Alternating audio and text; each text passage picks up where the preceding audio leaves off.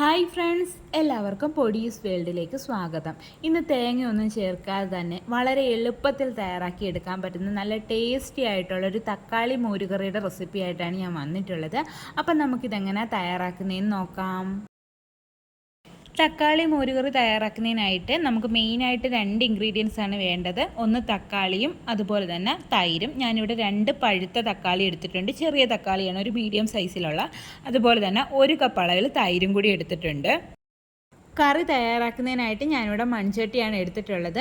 ഇനി ഇതിലേക്ക് നമുക്ക് ഓയിൽ ഒഴിച്ചു കൊടുക്കാം. ഞാനിവിടെ 2 ടേബിൾ സ്പൂൺ അളവിൽ വെളിച്ചെണ്ണയാണ് ഒഴിച്ചിട്ടുള്ളത്. വെളിച്ചെണ്ണയൊക്കെ ഒഴിക്കുമ്പോൾ ഒരു പ്രത്യേക ടേസ്റ്റാണ് നാടൻ കറികളൊക്കെ ആകുമ്പോഴത്തേക്ക്. അപ്പോൾ ഇതാ ഓയിലൊന്ന് ചൂടായി വന്നിട്ടുണ്ട്. ഈ സമയം നമുക്കിതിലേക്ക് ഒരു 1/2 ടീസ്പൂൺ അളവിൽ കടുക് ചേർത്ത് കൊടുക്കാം. കടുകൊക്കെ ഒന്ന് പൊട്ടി വരുമ്പോഴേക്കും നമുക്കിനി ഇതിലേക്ക് ഒരു 1/4 ടീസ്പൂൺ അളവിൽ ഉലുവയും കൂടി ചേർത്ത് കൊടുക്കാം.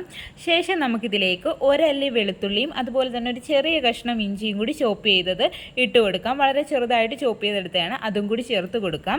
ശേഷം നമുക്കിതിലേക്ക് ഒരു 10 ചെറിയുള്ളി അരിഞ്ഞതും കൂടി ചേർത്ത് കൊടുക്കാം. ചെറിയുള്ളിക്ക് പകരം സവാള വേണമെങ്കിൽ ചേർത്ത് കൊടുക്കാവുന്നതാണ്. ചെറിയുള്ളിയൊക്കെ ആണെങ്കിൽ കുറച്ചുകൂടി ടേസ്റ്റ് കൂടും. എന്നിട്ട് ഇത് ജസ്റ്റ് ഒന്ന് നമുക്കൊന്ന് വഴറ്റി കൊടുക്കാം. പിന്നീട് നമുക്കിതിലേക്ക് 2 പച്ചമുളക് നെടുകെ കീറിയതും കുറച്ച് കറിവേപ്പിലയും കൂടി ചേർത്ത് കൊടുക്കാം. പച്ചമുളകൊക്കെ നമ്മുടെ എരിവിനനുസരിച്ചിട്ട് ചേർത്ത് കൊടുക്കുക കേട്ടോ. എന്നിട്ട് ഇതൊന്ന് മിക്സ് ചെയ്തെടുത്തിട്ട് ഇത് ചെറിയ രീതിയിലൊന്ന് വഴറ്റിയെടുക്കാം. ഈ ഉള്ളിയൊന്നും നല്ല രീതിയിൽ മൊരിഞ്ഞൊന്നും വരണ്ട, ചെറുതായ രീതിയിൽ ഒന്ന് വഴറ്റിയെടുത്താൽ മതിയാകും. അപ്പോൾ ഇതാ ഉള്ളിയൊക്കെ ഒന്ന് വഴണ്ടി വന്നിട്ടുണ്ട്. ഈ സമയം നമുക്കിതിലേക്ക് ഒരു 1/4 ടീസ്പൂൺ അളവിൽ മഞ്ഞൾപ്പൊടിയും കൂടി ചേർത്ത് കൊടുക്കാം. ഇപ്പം നിങ്ങളുടെ കയ്യിൽ ഉലുവ ഇല്ലാന്നുണ്ടെങ്കിൽ ഈ സമയത്ത് കുറച്ച് ഉലുവാപ്പൊടി, ഒരു 1/4 ടീസ്പൂൺ അളവിൽ ഉലുവാപ്പൊടിയും കൂടി ചേർത്ത് കൊടുക്കാവുന്നതാണ്. എന്നിട്ട് ഈ ഒരു മഞ്ഞൾപ്പൊടിയുടെ ഒരു പച്ചക്കുത്ത് മാറുന്നിടം വരെ ജസ്റ്റ് ഒന്ന് വഴറ്റിയെടുക്കാം.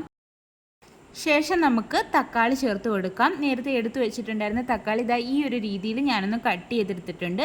നമുക്കിനി ഇതിലേക്ക് ഇട്ട് കൊടുത്തതിന് ശേഷം ഒന്ന് വഴറ്റിയെടുക്കാം. ഇതും നല്ല രീതിയിൽ വഴണ്ട് വരേണ്ട ആവശ്യമില്ല, വെന്തുടയേണ്ട ആവശ്യമൊന്നുമില്ല. ജസ്റ്റ് ഒന്ന് വഴണ്ട് വന്നാൽ മതിയാകും. അപ്പോൾ ഒന്ന് വഴറ്റിയെടുക്കാം. ഇനി ഇതിലേക്ക് നമുക്ക് തൈര് ചേർത്ത് കൊടുക്കാം. നേരത്തെ എടുത്ത് വെച്ചിട്ടുണ്ടായിരുന്ന 1 കപ്പ് തൈര് മിക്സിയിലിട്ട് ഒന്ന് അടിച്ചെടുത്തിട്ടുണ്ട്, അതിൻ്റെ കട്ടകളൊക്കെ ഒന്ന് മാറാൻ വേണ്ടിയിട്ട്. ഇതിലൊട്ടും തന്നെ വെള്ളം ചേർക്കാതാണ് അടിച്ചെടുത്തിട്ടുള്ളത്. ഇത് നമുക്ക് ഈ ഒരു ഇതിലേക്ക് ഒഴിച്ചു കൊടുക്കാം. ഫ്ലെയിം അപ്പോൾ കുറച്ച് വെക്കണം. ഇതൊട്ടും തന്നെ തിളയ്ക്കാൻ പാടില്ല. തിളച്ച് കഴിഞ്ഞാൽ പിരിയുന്ന കണക്ക് തോന്നും, അതുകൊണ്ട് തിളയ്ക്കാൻ പാടില്ല. ഫ്ലെയിം കുറച്ച് വെച്ചിട്ട് ഒഴിച്ചു കൊടുത്തിട്ട് മിക്സ് ചെയ്തുകൊണ്ടിരിക്കുക. ചൂടായി മാത്രം വന്നാൽ മതിയാകും. ഇനി നമുക്കിതിലേക്ക് ആവശ്യമായിട്ടുള്ള ഉപ്പും കൂടി ചേർത്ത് കൊടുക്കാം. തൈരിൻ്റെ പുളിക്ക് അനുസരിച്ചിട്ട് വേണം നമ്മൾ ഉപ്പ് ചേർത്ത് കൊടുക്കാൻ വേണ്ടിയിട്ട്. എന്നിട്ട് ഒന്നും കൂടി ഒന്ന് മിക്സ് ചെയ്തിട്ട് കൊടുക്കുക. അവസാനമായിട്ട് നമുക്കിതിലേക്ക് കുറച്ച് കറിവേപ്പിലയും കൂടി ഇട്ട് കൊടുക്കാം.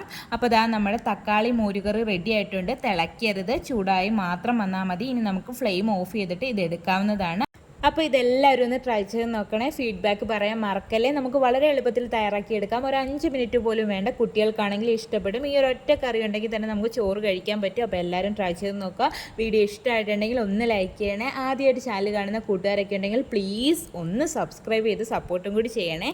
വീണ്ടും നല്ലൊരു വീഡിയോ ആയിട്ട് വരാം. Thanks for watching.